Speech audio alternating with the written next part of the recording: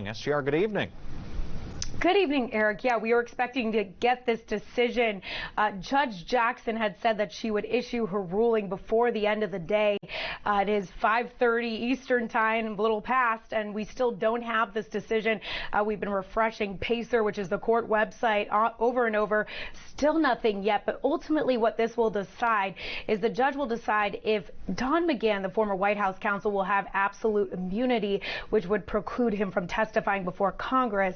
And this is what the White House has asserted over and over, that he doesn't even have to show up when Congress calls him and would like to see, him testify and speak.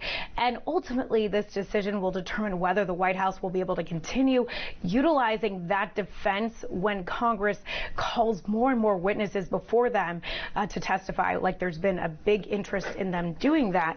Now, the House Judiciary Committee subpoenaed McGahn back in April before the Ukraine revelation at the heart of this impeachment inquiry. And in a letter to the federal judge, House Democrats say they are considering impeaching the president for obstruction of justice.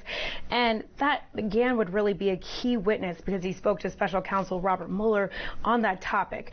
Now, Democrats are hoping this decision will go their way because they believe that, McGahn can really make their case stronger for impeachment.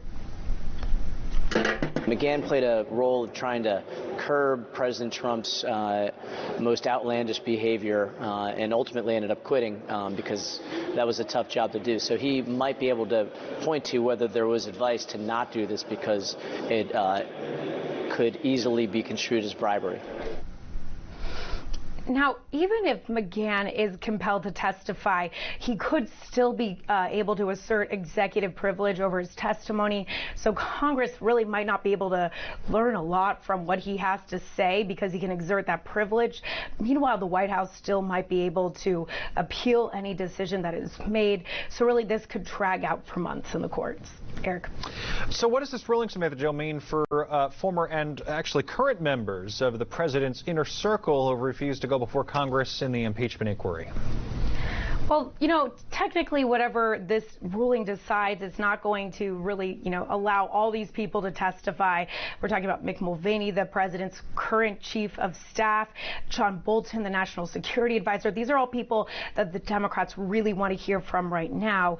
Ultimately, if this court does decide that, Don McGahn can testify, it will give a lot of people a lot of pause. They'll really need to think about their decision. But right now, House Intelligence Committee Chairman Adam Schiff, he released a letter to his colleagues today laying out that the committee is writing this report. They're getting ready to hand it over to the House Judiciary Committee. They want to do that next week when Congress is back from their Thanksgiving recess, and they want to move forward. They want to move forward, and they want to move quickly because they want to get this all done, the impeachment process, before Christmas. And so they really don't want to see, the court slowing down a lot of this process if they should decide to pursue this in court. But we really are going to have to see what this court decides because ultimately they're going to have to make a decision once this court ruling goes down. Eric. All right, Samantha-Jo Roth in our Washington, D.C. bureau. Samantha-Jo, thank you.